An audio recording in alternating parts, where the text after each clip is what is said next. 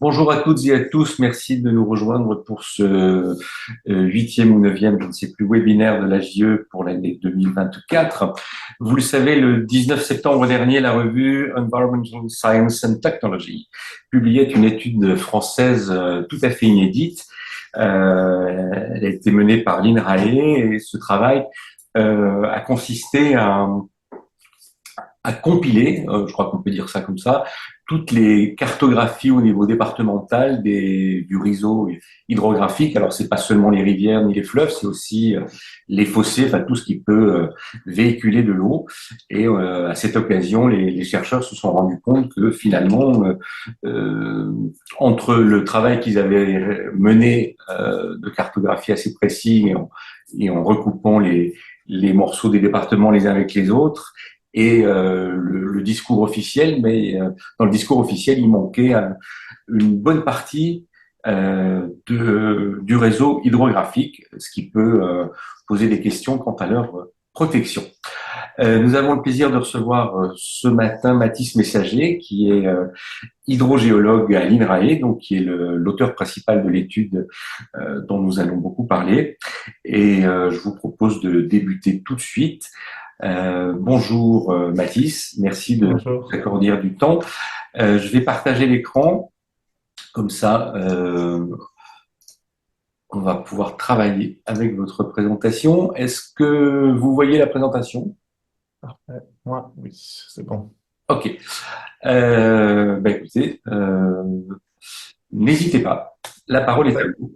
Merci beaucoup à tout le monde d'être là. Donc, comme Valérie l'a dit, je m'appelle Mathis Messager et j'ai fait ces travaux avec Hervé Pella et Thibault Latry, qui sont aussi tous les deux à INRAE au centre Lyon-Grenoble.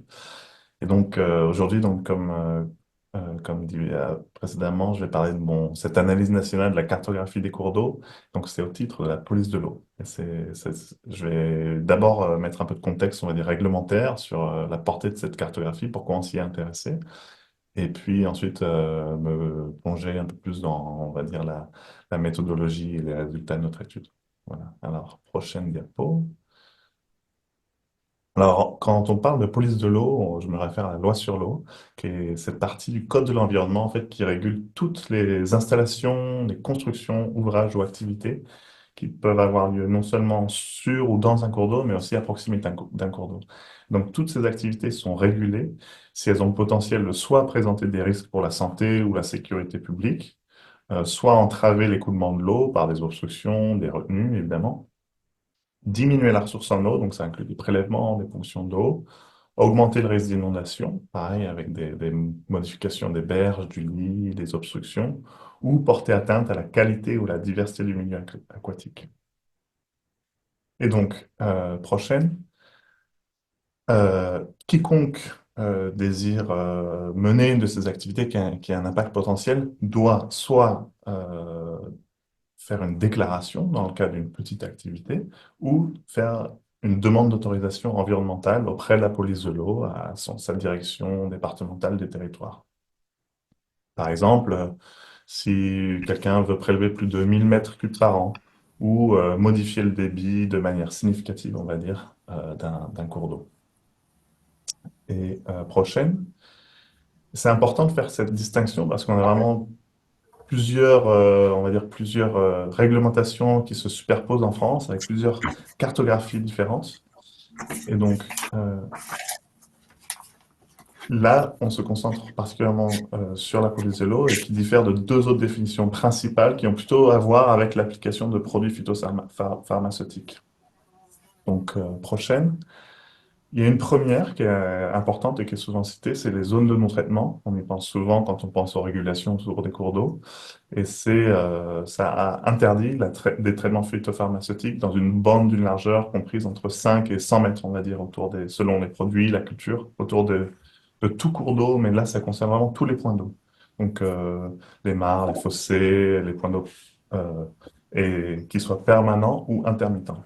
Et là, ça touche toutes les cartes hygiène, on va dire toutes les cartes hygiène à l'échelle 1,25 millième. C'est très englobant. Prochaine. Il y a une deuxième type de régulation, on va dire, autour des cours d'eau, c'est ce qu'on appelle les zones tampons. BCAE, de bonnes conditions agricoles et environnementales. Donc ça a plutôt à voir avec pour que les agriculteurs obtiennent les financements de la PAC, ils doivent s'assurer qu'il y a des bandes enherbées autour des cours d'eau d'au moins 5 mètres. Et là, de nouveau, ça a sa propre cartographie qui inclut toutes les rivières en bleu continu sur les cartes IGN ou en pointillé avec un nom. Donc de nouveau, là, c'est deux cartes différentes qui sont sujets à des négociations, etc. Et donc moi, je me suis concentré, et nous, on s'est concentré vraiment plutôt, on peut aller à la prochaine, sur donc cette cartographie des cours d'eau au titre de la loi sur l'eau, qui est vraiment plus large, qui concerne toutes les premières parties du Code de l'environnement. La raison pour laquelle on s'est concentré là-dessus, c'est qu'elle est très récente. En fait, jusqu'à 2015, il n'y avait pas de définition légale officielle, on va dire codifiée, de ce que constitue un cours d'eau au regard de la loi sur l'eau, du Code de l'environnement. Donc, il y a eu une instruction gouvernementale du ministère de l'écologie à l'époque, Ségolène Royal, qui a défini les cours d'eau en se basant sur une jurisprudence du Conseil d'État précédemment. Et elle a établi trois critères cumulatifs sur lesquels, euh, dans le futur, on devait se baser pour déterminer s'il y avait besoin d'autorisation ou de déclaration pour toute activité. Donc, ces trois critères cumulatifs sont que tout écoulement d'eau courante doit avoir un lit naturel à l'origine, même s'il a été modifié par la suite. Il doit être alimenté par une source, c'est-à-dire qu'il ne coule pas que après des pluies pendant quelques jours. Et il doit présenter un débit suffisant la majeure partie de l'année. Et avec une condition, c'est qu'il peut ne pas être permanent, ne pas être pérenne, compte tenu des conditions géologiques, hydrologiques, etc., locales. Et donc, euh, prochaine, basée sur ces trois critères cumulatifs, cette instruction a aussi demandé en fait à missionner les départements, les services de l'État au niveau des départements à travers les BDT, de créer des cartes exhaustives des cours d'eau sur leur territoire. Alors c'était très ambitieux au début, ils disaient on veut le plus possible avant la fin de l'année. Ils ont publié ça en juin, avant décembre on veut des cartes le plus complètes possible. Mais on sait que c'est des millions de cours d'eau en France qui existent. Et donc, ils ont également demandé, dans le cas où c'était plus long, d'élaborer des protocoles pour cartographier les cours d'eau et surtout, donc, appliquer ces trois critères cumulatifs pour différencier les ruisseaux et les rivières sur lesquels on applique la loi sur l'eau, des fossés, des canaux, des ravins secs, etc., des ruisseaux éphémères sur lesquels on n'appliquerait pas la loi sur l'eau. Et donc, pour faire ça, ils ont vraiment chaque département s'est saisi de cette question et à travers des analyses à la fois cartographiques et beaucoup d'expertise de terrain dans certains cas, ont été expertisés leur territoire. Donc mené par les DDT, avec l'appui, voire le pilotage parfois, de l'Office français de la biodiversité, à l'époque l'ONEMA, et souvent même avec des instances de concertation, des comités locaux qui réunissaient élus, par exemple, représentants d'associations environnementales, de syndicats de rivières, de syndicats agricoles et la Chambre d'agriculture. Donc ça, c'était un peu le jeu d'acteurs local qui se retrouvait souvent dans ces instances qui faisaient parfois des arbitrages, on va dire, ou qui faisaient remonter des demandes de classement et de cartographie. Voilà, prochaine. Je m'excuse. Donc, comme vous avez pu imaginer, les trois critères ne sont pas si faciles à appliquer les zones grises. C'est-à-dire que là, c'est le Rhône, à Lyon. On est assez d'accord pour dire qu'il y avait un lit naturel à l'origine. Il ne l'est plus, mais il y en avait un. Il y a une source autre que les précipitations et un débit suffisant. Bah, sans définir suffisant, c'est un peu difficile, mais on va dire que c'est suffisant pour le Rhône, une majeure partie de l'année. Donc ça, c'est assez facile. Donc il y a pas, les cartographies ont été assez rapides sur les plus grands, les fleuves, les plus grandes rivières. Par contre, prochaine, sur certains autres, c'est plus compliqué. Par exemple, là, il s'agit du ruisseau des Tandas, dans l'Ain, et on peut se demander, est-ce que, on dirait presque un fossé, est-ce qu'il y avait un ruisseau à l'origine? Quand? C'est-à-dire, est-ce qu'il a été modifié peut-être il y a 100 ans, ou il y a 500 ans, ou même 1000 ans, sachant l'histoire, on va dire, de l'occupation humaine en France, et est-ce qu'il coule une majeure partie de l'année, sachant que il y a des usages dans son bassin versant, etc. Prochaine. Ici, on voit un ruisseau de montagne en Haute-Savoie. Et on peut pareil se demander si le lit est assez bien démarqué et s'il coule suffisamment une majeure partie de l'année. Et enfin, encore plus difficile, une dernière photo, on a des petits ruisseaux de montagne qui peuvent couler toute l'année, par exemple, qui ont des sources. Et de nouveau, toutes ces questions se posent pour les classifier. Et on peut imaginer l'envergure de la tâche pour inclure, on va dire, appliquer ces critères sur tout le linéaire national. Voilà. Prochaine. Donc, il y avait une base sur laquelle les départements ont pu de laquelle les départements ont pu partir, qu'on appelle la base de données de topo, BD Topo, qui est de l'IGN.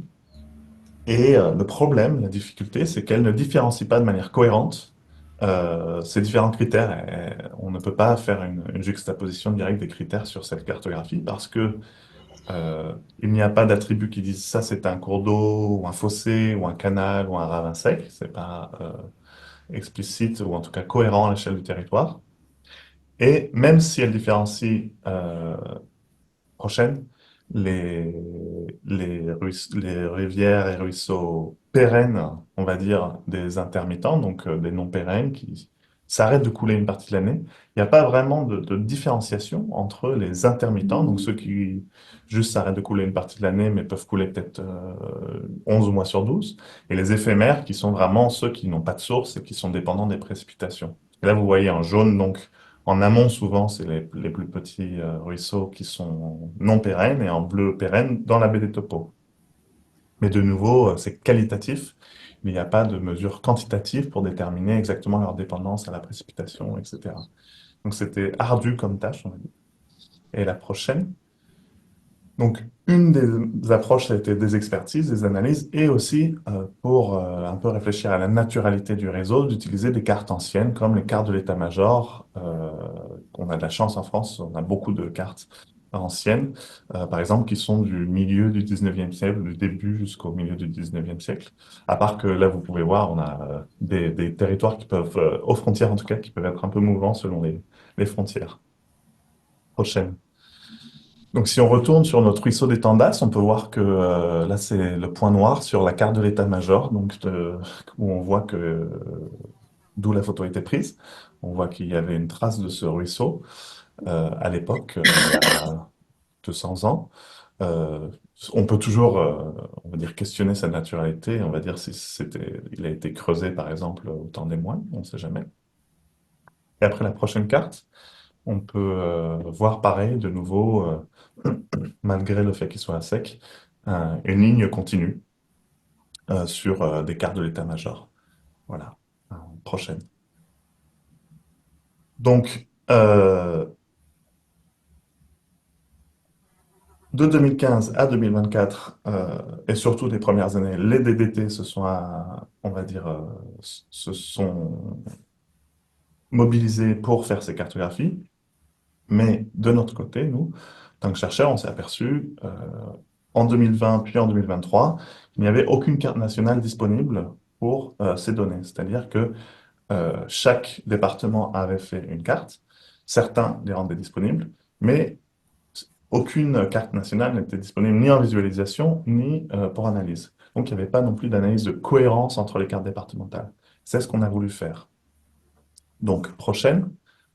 On a commencé par faire une compilation et une harmonisation de toutes les cartes départementales possibles en contactant toutes les DDT individuellement, téléchargeant les données qui étaient disponibles sur Internet, leur demandant si elles étaient à jour, leur demandant de les compléter si elles étaient incomplètes, et si elles n'étaient pas disponibles, de nous donner toutes les données possibles. Ensuite, on a tout mis, on les a toutes, évidemment, il y avait plein de formats différents, plein d'attributs différents, et on les a toutes, on va dire, nettoyées et mises ensemble pour avoir cette carte, une nouvelle carte nationale. Prochaine.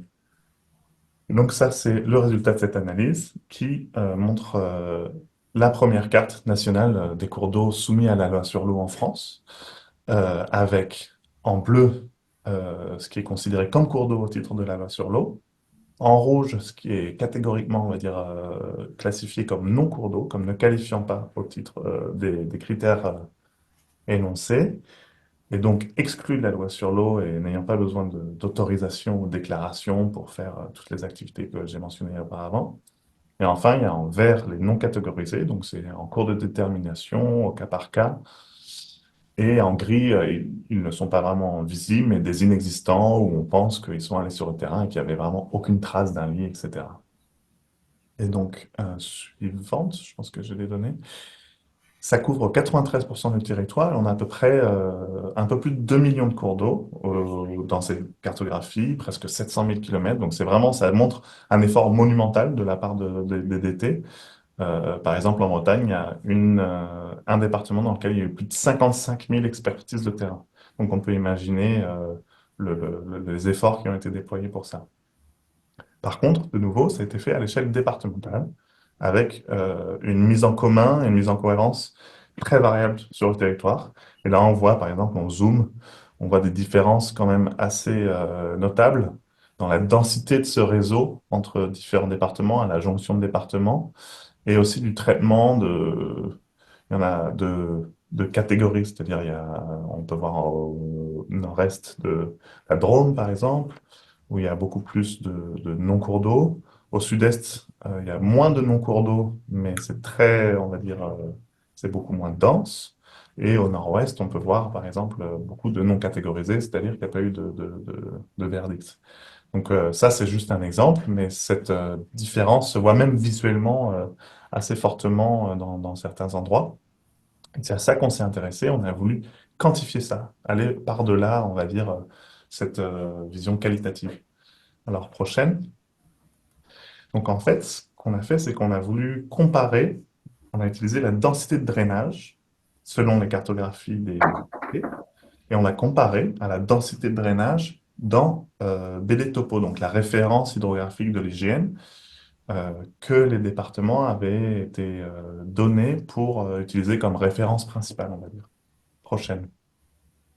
Et donc là, je vais vous faire voir ce que je veux dire par notre mesure. On a fait un ratio de densité de drainage pour les comparer.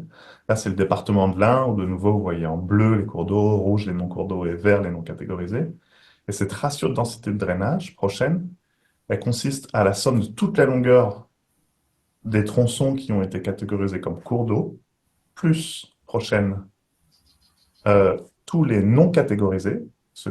Donc là, on a été assez, on va dire, précautionneux en partant du principe que tout ce qui était non catégorisé deviendrait cours d'eau. Et donc, prochaine, on a fait cette somme et on a comparé à la longueur totale dans BD Topo, c'est-à-dire la base de données de référence.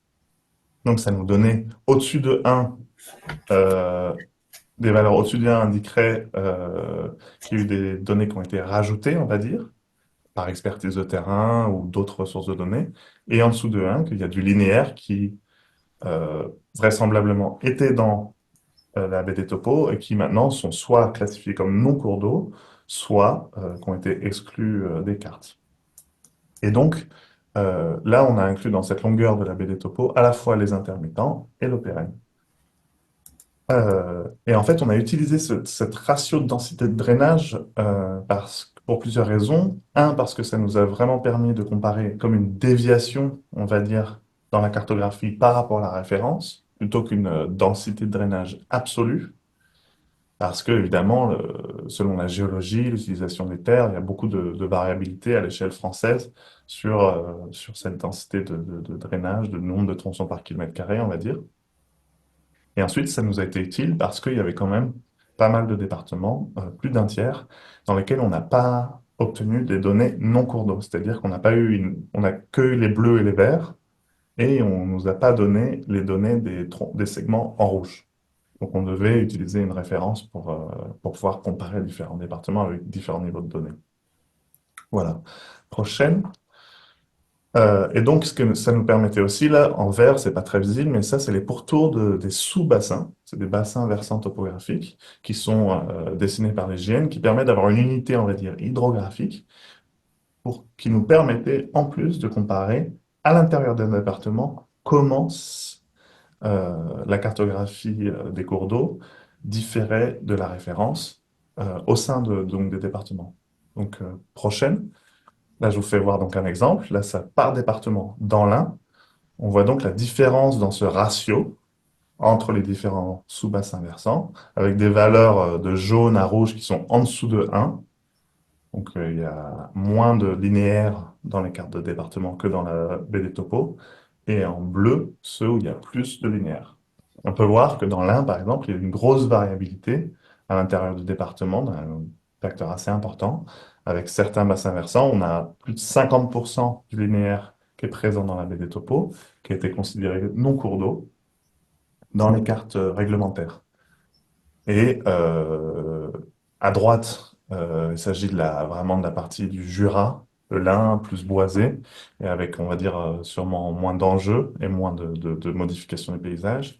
Et à gauche, la partie de la plaine de l'Ain, où on a beaucoup d'usages, autant urbains que agricoles, et donc où on peut imaginer qu'il y a beaucoup plus d'enjeux, on va dire, sur cette cartographie. Voilà, donc la prochaine. Si on regarde ça à l'échelle de la France, avec euh, la même échelle, avec en bleu, donc au-dessus d'un, au-dessus et en dessous, en jaune et orange, en dessous de 1, on voit quand même une grosse variabilité avec certaines, on va dire, certains aspects géographiques peut-être, mais aussi des grosses différences, même à la frontière de certains départements qui paraîtraient assez similaires dans leurs facteurs naturels. Et ce qu'on a constaté, c'est qu'il y a une quinzaine de départements, si je me rappelle bien, qui ont donc en moyenne un ratio de densité de drainage au-dessus de 1, c'est-à-dire qu'ils ont utilisé des données complémentaires, des expertises de terrain pour compléter cette cartographie de référence. Et il y a à peu près 18 départements qui ont en dessous de 0,5. Donc où il y a au moins 50% du linéaire qui n'est plus, n'est- enfin, a été considéré comme non cours d'eau. Évidemment, dans les cartes originales, il y a des canaux, il y a des fossés. On ne sait pas que 50% des cours d'eau ont été déclassés, mais des grosses parties des canaux, des tronçons hydrographiques, comme on les appelle, ont été déclassés. Voilà. Alors, prochaine. Et ensuite, on s'est intéressé, donc c'est un peu le cœur de notre étude aussi, de notre expertise en tant qu'écologue, hydrologue, essayer de comprendre à quel point donc, cette définition a conduit au déclassement des tronçons intermittents et des têtes de bassin et des têtes de bassin versant. C'est-à-dire vraiment les plus petits, le petit chevelu en amont parce que non seulement les critères auraient tendance à les déclasser, mais parce qu'ils jouent un rôle important dans l'intégrité, on va dire, des écosystèmes, parce que c'est vraiment là-dedans que rentre beaucoup de l'eau. Enfin, avant d'arriver dans le Rhône, on sait très bien que l'eau passe par des petits ruisseaux qui vont dans des rivières, qui vont dans le fleuve.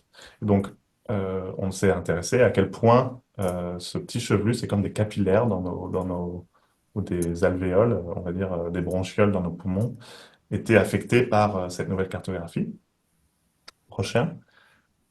Et donc, on a calculé des indices de représentativité qui voulaient voir quel est le pourcentage de rivières intermittentes ou de tronçons intermittents dans le réseau total et comparer ça au pourcentage de tronçons intermittents dans les non-cours d'eau, donc ceux qui ont été déclassés. Ça nous permet d'avoir une représentation, quoi. Donc, prochaine. Par exemple, dans l'Ain, on voit que 56% du réseau total est non pérenne, est intermittent, mais que 90% des non-cours d'eau sont non pérennes. Donc on voit vraiment cette surreprésentation qui provient évidemment de la définition des cours d'eau du débit suffisant une majeure partie de l'année, mais qui nous donne vraiment une valeur quantitative de cette surreprésentation par un facteur de euh, 60%, on va dire 1,6, et qui nous permet ensuite de comparer à l'échelle de toute la France, ces différences de représentation et de représentativité des différents types de cours d'eau. Donc, prochaine. Donc, ce qu'on a vu à l'échelle française, c'est qu'à peu près 60%, c'est estimé, de la longueur totale du réseau hydrographique est intermittent et non pérenne, donc c'est très important. Mais 80% des segments hydrographiques qui ont été disqualifiés comme non cours d'eau sont intermittents. Donc on voit cette surreprésentation. Prochaine. Et on voit qu'il y a quand même une variabilité assez importante à l'échelle française. Donc là, on a en rouge, en orange et rouge des départements dans lesquels on a des valeurs de plus de 1,10, donc c'est-à-dire elles sont surreprésentées par 10%. Et en jaune et bleu, ils sont, on va dire, sous-représentés ou représentés également. Donc on voit de nouveau cette variabilité, cette incohérence qu'on appelle dans le traitement de l'interprétation de cette définition, on imagine, puisqu'il y a quand même des grosses différences dans des départements voisins, dans des régions naturellement similaires, et, euh, et certains départements dans lesquels ils sont vraiment très très surreprésentés. Et prochaine. Et ensuite, donc on s'est intéressé aux têtes de bassin versant en regardant dans notre réseau hydrographique euh, comment étaient représentés ce qu'on appelle les ruisseaux d'ordre 1. C'est vraiment ceux qui sont à l'interface entre le milieu terrestre et le milieu aquatique, et dans lesquels il y a les sédiments et beaucoup de soluté, l'eau qui rentre. Donc on a réappliqué notre équation, on va dire, d'indice pour ces petits ruisseaux. Prochaine. Et ce qu'on a trouvé, c'est que les segments de premier ordre, donc vraiment ceux-là, le petit chevelu, représentent au moins 42% de la longueur totale du réseau hydrographique, mais 56% des segments disqualifiés comme nos cours d'eau. Donc de nouveau, on voit cette surreprésentation qu'on a pu quantifier pour, on va dire, alerter sur la possibilité que cette cartographie euh, ait des implications, on va dire, sur une partie, on va dire, petite, mais très importante du fonctionnement des réseaux de rivières. Prochaine. Et là, vous voyez de nouveau une des différences assez importantes à l'échelle du territoire dans le traitement de ces cours d'eau d'amonde et qui, de nouveau, en fait, souligne ce message et ces résultats d'incohérence entre les départements à l'échelle nationale. Suivante. Voilà, donc il y a des incertitudes. En soi, c'est une analyse nationale. On ne s'est pas concentré sur des cartographies départementales en particulier. On n'a pas pointé du doigt des bons et des mauvais élèves.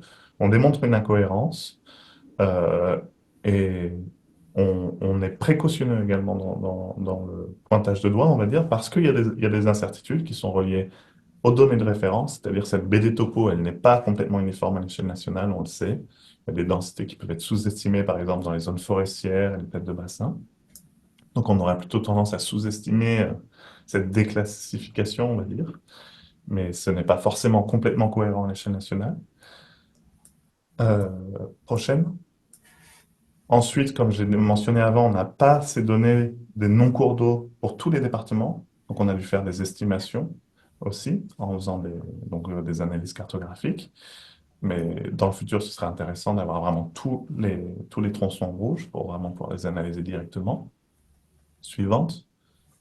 Ensuite, il y a plein d'erreurs géométriques et des complexités dans les réseaux fluviaux qui font que mettre en commun tout ça, toutes ces données, implique des incertitudes nécessaires, et enfin nécessaires, on va dire irréductibles sans un gros travail de production. Et ça, l'hygiène est en cours d'harmonisation vraiment beaucoup plus poussée et qui permettra de refaire des analyses encore plus poussées, mais qui, selon moi, malgré ces incertitudes, ne changeront pas, on va dire, au moins cette incohérence et la variabilité qu'on peut voir à l'échelle du territoire.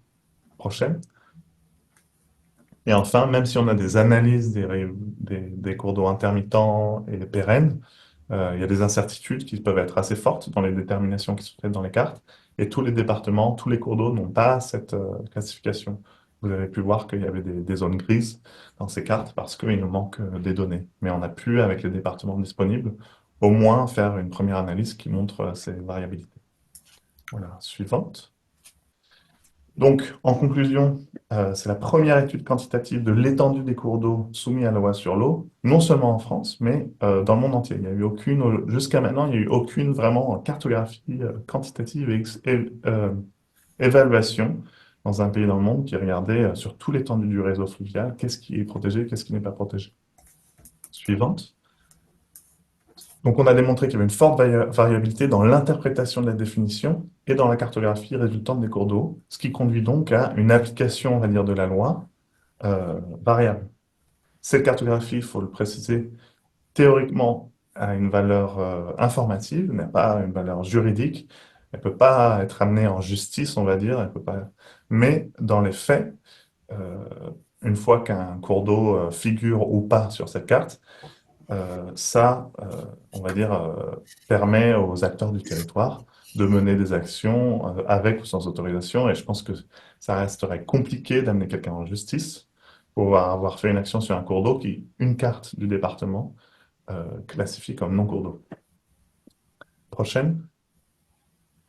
Donc, de nouveau, l'objectif n'était pas d'évaluer quel segment en particulier et quelle marche à suivre il faudrait, mais, ou de critiquer les cartes départementales spécifiques, c'était vraiment d'avoir cette première analyse de cohérence, de comprendre les facteurs qui pouvaient conduire à ces incohérences, et ensuite de fournir ces données, on va dire, harmonisées. Prochaine. Mais on a trouvé important de préciser, basé sur on va dire, la connaissance des sciences actuelles, que quand on exclut un tronçon d'une d'une protection, on va dire, par la loi. Évidemment, ça rend plus vulnérable à des remblaiements, des rectifications, construction de retenues, des prélèvements d'eau suivantes, et qu'on sait que l'altération d'un sous-ensemble de tronçons, en amont en particulier, peut avoir des conséquences sur le reste du réseau fluvial. Et en particulier, on va dire, pour ces tronçons qui ruissellent, on va dire, qui coulent dans des plus grands. Donc ça, on a quand même fait un travail aussi dans notre publication de démontrer l'état des connaissances sur cette connectivité à l'échelle du bassin et sur l'impact de, on va dire, d'action sur une partie du réseau, sur le reste du réseau. Et comme une mise en garde quand même euh, de ces grosses variabilités qui, dans certains endroits, pourraient euh, conduire à des dégradations de l'écosystème et potentiellement de la sécurité publique, de la santé publique. Voilà, merci beaucoup.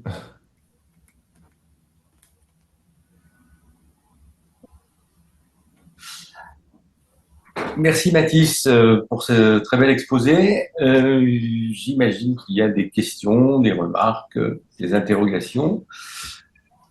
Qui veut ouvrir la discussion? René Martin Simonet. Oui, bonjour, René Martin Simonet, Journaux. Est-ce que vous m'entendez? Oui, je vous entends. Merci. Excusez-moi. Deux questions. D'abord, j'ai pas remarqué la Corse sur votre carte, mais peut-être qu'il y a eu des coupures de vignettes. Et deuxièmement, j'ai vu que certains départements étaient plus ou moins en gris, particulièrement l'Aveyron et dans une moindre mesure les Alpes-Maritimes.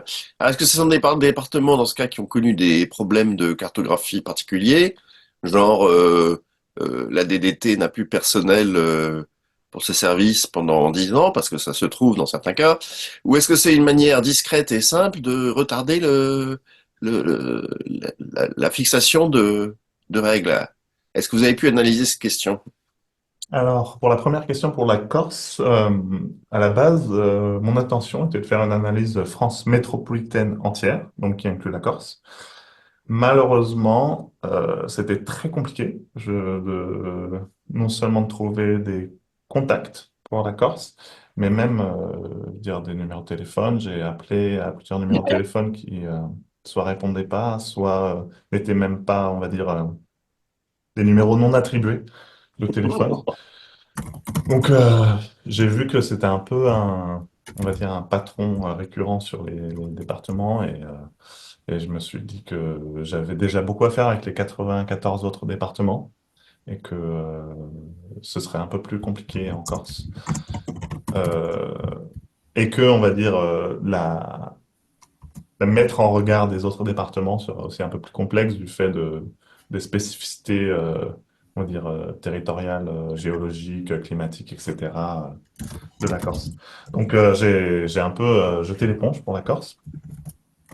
Et puis, pour les autres, ceux de Hongrie, donc en particulier, il y a l'Aveyron, en effet, presque toute sa surface, la partie plus accidentée des Vosges, la partie non littorale, donc plus montagneuse des Alpes-Maritimes, et certains un peu dans le nord. Donc ces endroits, je pense, c'est variable. J'ai pas, ça dépend des endroits. Je sais, d'après ce que j'ai compris, au moins dans l'Aveyron, les Vosges, c'est un peu en fait une approche coût-bénéfice de l'étendue du travail qui serait nécessaire pour couvrir ces territoires-là et les enjeux que eux ils trouvent qu'il y a. Je pense qu'il y a une grosse pression sur les départements en 2015 pour fournir le plus de données possible assez rapidement, pour satisfaire des demandes de clarification de la part des acteurs à l'échelle nationale. Euh, je pense que les moyens, autant un peu dans tous les services, que ce soit au ministère, à l'OFB, dans certains départements, après que ce premier coup de pression, on va dire, est passé, j'imagine il y a une petite subsidence de la pression et de la tension sur ce sujet, en fait, tout simplement.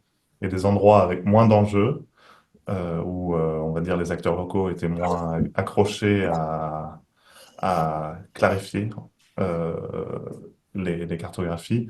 Ils ont pu, on va dire, arrêter le travail et fonctionner au cas par cas. En fait, ces zones grises sont un peu l'équivalent de certains départements. Il y a énormément de verts, donc les non catégorisés, où ils ont fait le choix aujourd'hui quand même de se dire, bon, on a réglé sur on va dire le minimum et les endroits conflictuels. Et s'il y a des requêtes, on va dire si quelqu'un nous demande si c'est un cours d'eau ou pas, où il se trouve, avant de faire une demande d'autorisation ou une déclaration, on fera une expertise. Mais on va pas, on va dire, assigner plus de moyens. Parce que c'était très variable. Vous imaginez la longueur du linéaire. Euh, c'est très onéreux au niveau personnel d'aller faire des expertises, sachant en plus les critères. Les critères ne sont pas faciles en fait. S'il n'y a pas de suivi hydrologique, déterminer si quelque chose coule euh, suffisamment une majeure partie de l'année, c'est très compliqué. Nous avons une question de Sophie Besserette. Alors, la procédure de recensement des cours d'eau était propre à chaque département. C'est bien cela. Est-ce que vous avez relevé un département où la procédure pourrait servir de modèle pour les autres? Alors, en partie, oui. Il y avait on va dire des documents guides généraux à l'échelle nationale et certaines régions sont saisies du sujet pour faire des guides un peu plus adaptés à leur spécificité géographique, climatique. Euh, donc, les variations sont... Et en plus, disons, la transparence sur le processus spécifique est très variable également. Donc, c'est difficile de savoir à quel point ils ont varié. Mais en tout cas, ils avaient, c'est sûr, une latitude qui était explicite dans l'instruction gouvernementale de faire leur propre protocole tant qu'ils répondaient à ces critères cumulatifs, on va dire. Après, euh, dans ce qu'on argumente également, c'est que vu le degré d'interprétation possible sur les critères, les protocoles sont le résultat de négociations, de compromis à l'échelle locale, je dirais, entre les parties prenantes. Et souvent, donc, c'est normal et c'est même documenté. C'est un peu aussi le résultat de jeu de pouvoir, c'est-à-dire à quel point on est inclusif, à quel point on n'est pas inclusif sur cette interprétation. Donc, en Bretagne, par exemple, on voit que c'est très très bleu et on sait qu'il y a des gros investissements de la part d'associations environnementales dans cette région qui sont actives depuis longtemps, donc on participe beaucoup aux concertations. Donc c'est difficile, en fait, nous, en tant que scientifiques, on essaye de dire que on est plutôt partisan d'une approche fonctionnelle de la classification, c'est-à-dire si on fait quelque chose sur un tronçon, que ce soit que ce soit un canal ou un cours d'eau ou un ravin, si ça va avoir un impact sur le reste du réseau, il y a du sens de le protéger, on va dire. Et en tout cas, de le soumettre à des autorisations et des déclarations pour avoir on va dire, un pilotage des activités humaines sur le réseau fluvial. Mais de nouveau, en fait, ces interprétations sont des compromis sociétaux euh, qui doivent avoir, je pense qu'il y a un arbitrage à faire. Je ne sais pas dans quel sens celui-ci doit aller. En tout cas, moi, en tant que scientifique, je ne me prononce pas forcément sur dans quel sens ça va aller. Après, c'est des choix sur les impacts potentiels sur les écosystèmes, etc. Plus on inclut, on va dire, plus on est précautionneux sur nos activités, sans pour autant les interdire, parce qu'il s'agit juste d'autorisation et de déclaration. Mais ce qui nous permet quand même quand on classifie quelque chose comme cours d'eau, ça nous permet en fait de savoir ce qui est fait sur ces cours d'eau quand même, d'avoir une trace. Et à l'inverse, c'est un peu un risque d'invisibiliser notre gestion des ressources si on les soumet pas à la loi sur l'eau. Comment les pouvoirs publics ont-ils apprécié votre travail? Est-ce que ça les a surpris? Est-ce qu'ils sont restés mutiques et pour le cas où ils auraient trouvé de l'intérêt à cette étude, vont-ils y donner suite? Alors on va dire, on est en discussion.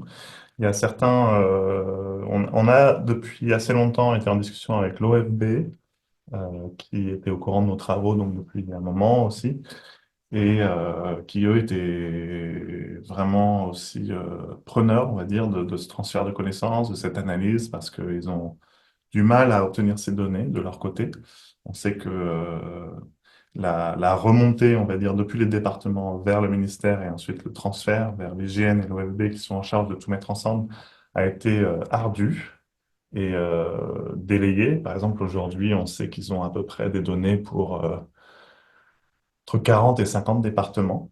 Donc, il leur manque encore plus de 40 départements pour lesquels ils n'ont pas de données, qui leur ont été transférées, remontées.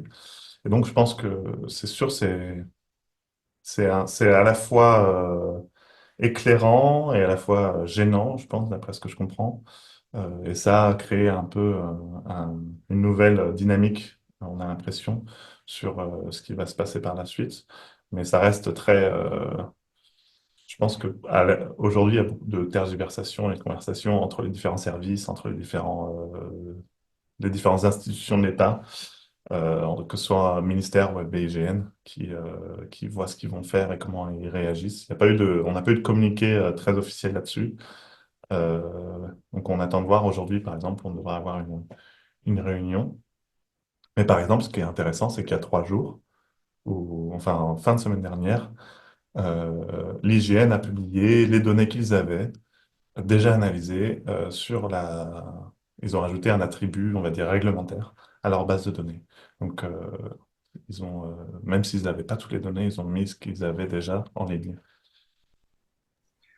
Est-ce qu'il serait imaginable, si cette étude était refaite, je ne sais pas, dans 5, 10 ans, 15 ans, de l'utiliser pour voir l'évolution des effets au hasard du réchauffement climatique sur le réseau hydrographique? Alors, je pense que ça demanderait beaucoup d'expertise de terrain. C'est pas, je dirais pas que ce serait le médium le plus adapté pour faire ça. En fait, le risque, plutôt de cette définition, c'est justement que c'est un peu un cercle vicieux dans lequel plus on, plus on va vers des changements climatiques, plus on peut dire que des cours d'eau n'ont pas un débit suffisant une majeure partie de l'année, mais plus on pourrait, on va dire, déclasser certains cours d'eau, qui pourraient amener à plus de ponction d'eau dans ceux-ci, et donc à plus de tension sur la ressource.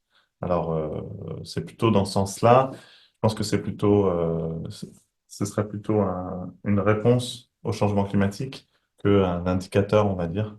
Euh, Aujourd'hui, parmi les bons indicateurs qu'on a sur les cours d'eau, on a évidemment le réseau de suivi du débit.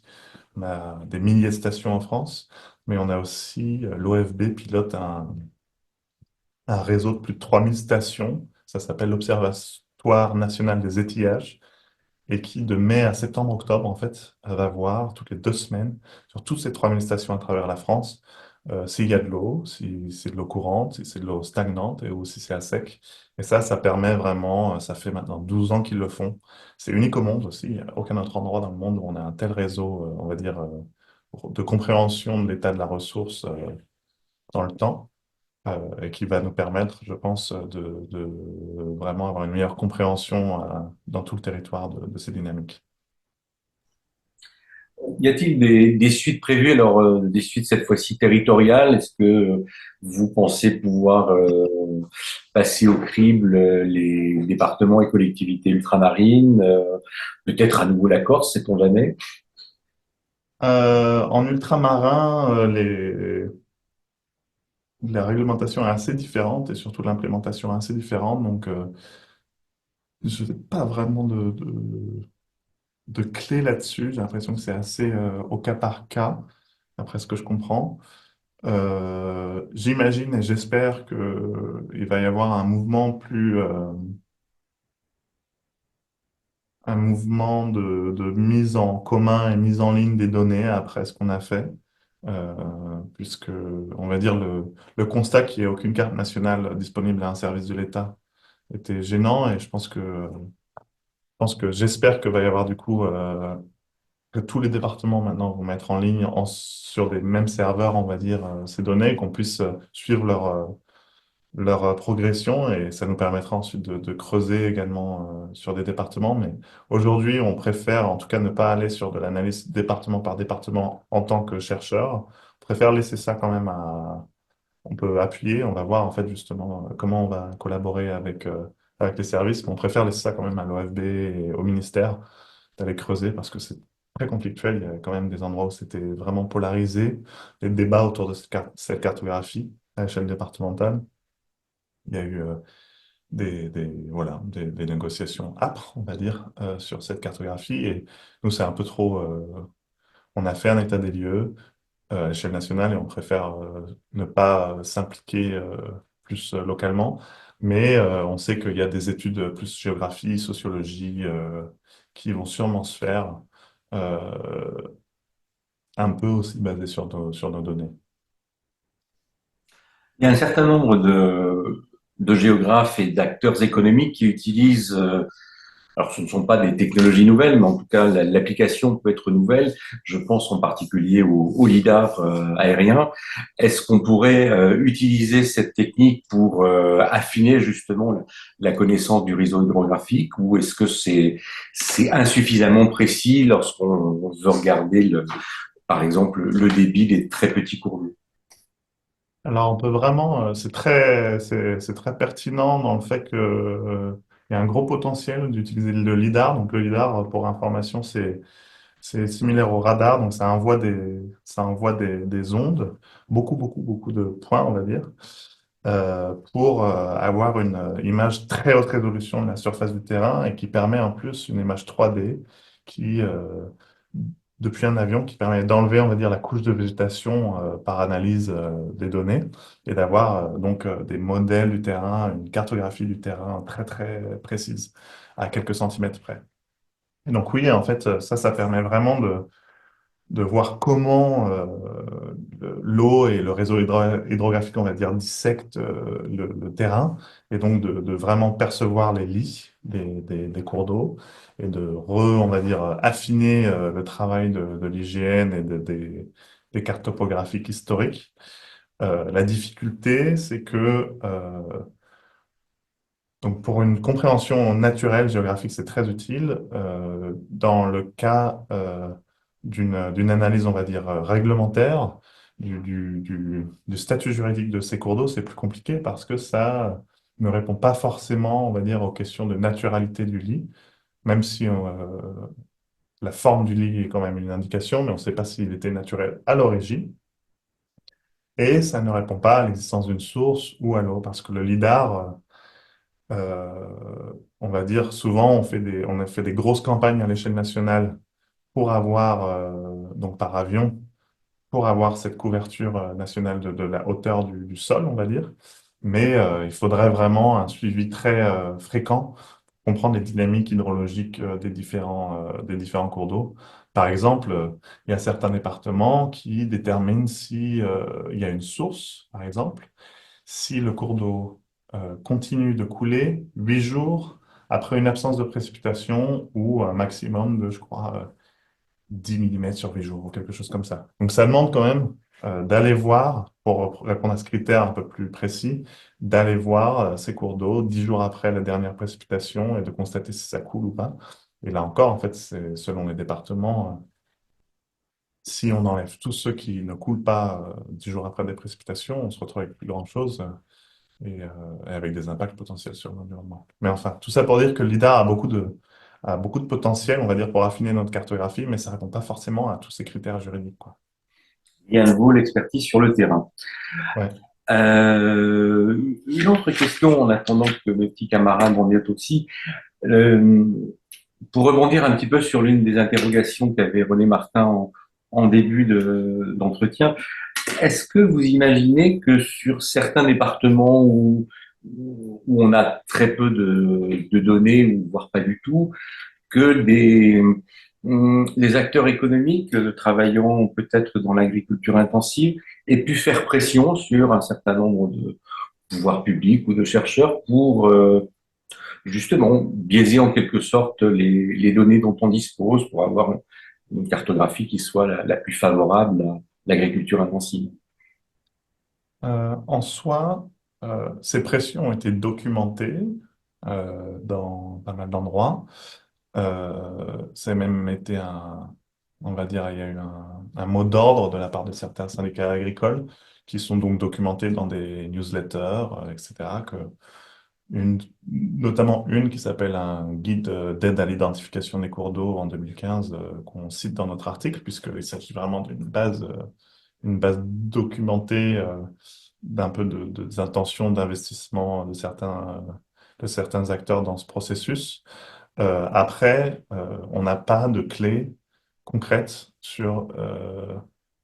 On peut savoir qu'il y a des endroits où il y a des pressions.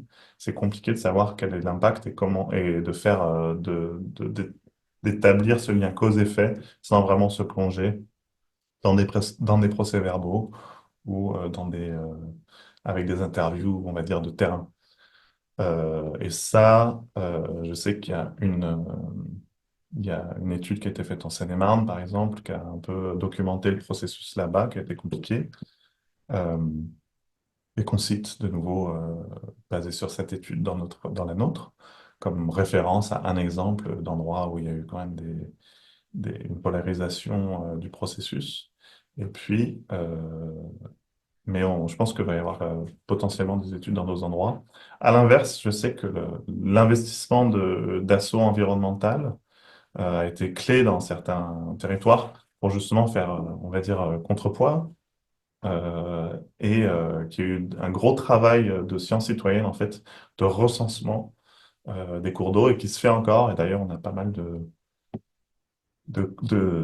sollicitations de la part d'associations environnementales qui sont curieuses de pouvoir reprendre et continuer, on va dire, ces réseaux de bénévoles qui vont sur le terrain et qui vont remplir des fiches, en fait, qui évaluent les différents critères pour essayer de faire des demandes auprès du département de classifier un tronçon en cours d'eau. À l'inverse, il y a euh, des acteurs qui peuvent demander et faire des fiches pour demander qu'un tronçon soit un non-cours d'eau. Donc c'est quand même cette dynamique. euh, et toute demande n'est pas acceptée arbitrairement, mais la mobilisation, on va dire, de terrain a joué un rôle sur les différentes cartographies, ça c'est sûr. Alors, y a-t-il d'autres questions? Suspense, insoutenable. Oui, René Martin. Attendez, j'étais en train de l'écrire, mais je vais dire tout de suite. Est-ce que maintenant tout ça, l'attention est retombée? Est-ce que ça reste un sujet de mobilisation? Est-ce qu'il y a encore des départements où ça évolue? Ou bien est-ce que maintenant on dit, bon, allez, 2015, c'était il y a 9 ans, maintenant on va passer à autre chose? Euh, je pense qu'il y a beaucoup de départements dans lesquels ça s'était calmé. Il y en a d'autres où les actions continuent, plus lentement peut-être, par les réseaux de bénévoles, etc. Euh, il y a des endroits où, par exemple, les cartographies ont été passées par arrêts préfectoraux, même si à la base, dans l'instruction gouvernementale, c'était des cartes à caractère non juridique. Ça a été un peu gravé à coup d'arrêtés préfectoraux. Et donc, dans ces endroits-là, c'est un peu plus figé. Mais il y a encore des requêtes qui sont faites plus, je pense, au cas par cas. Je pense que, d'après ce que je vois, il se peut qu'il y ait un peu de mouvement de nouveau avec l'état des lieux qu'on a fait, à voir comment, comment les services de l'État, le ministère va se saisir de ce sujet, parce que on pourrait penser qu'il y a une mobilisation au niveau juridique de certaines assos qui pourraient remettre en cause un peu comment le projet a été piloté. Mais ça, je n'ai pas de billes sur leur intention encore, même si on fournit le plus d'informations, de données, de nos connaissances à tous les acteurs intéressés, quoi. Encore quelques questions ou nous arrêtons là? Une fois, deux fois, trois fois. Combien de temps a pris cette étude? Une année, je pense, mais combien? La compilation des données a pris, je disais, à peu près 5-6 mois, 6 mois. Assez intense, on va dire. Je regardais, c'était 500 ou 600 emails et pas mal d'appels. Donc en fait, j'ai tout fait d'un coup, j'ai tout préparé. J'ai d'abord fait la reconnaissance sur tout ce qui était disponible, tout ce qui manquait. J'ai écrit un mail, disons, adapté pour chaque département selon son cas de figure. Ensuite, j'ai tout envoyé en même temps et donc j'avais un protocole qui faisait que je recontactais tous les départements toutes les quelques semaines avec d'abord des emails, des rappels, ensuite essayer un autre email, ensuite un appel, un deuxième appel, changer de service, etc., quoi.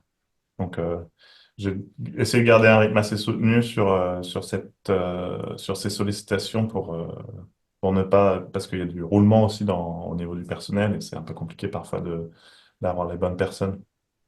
Mais après, l'analyse s'est faite plus rapidement, on va dire,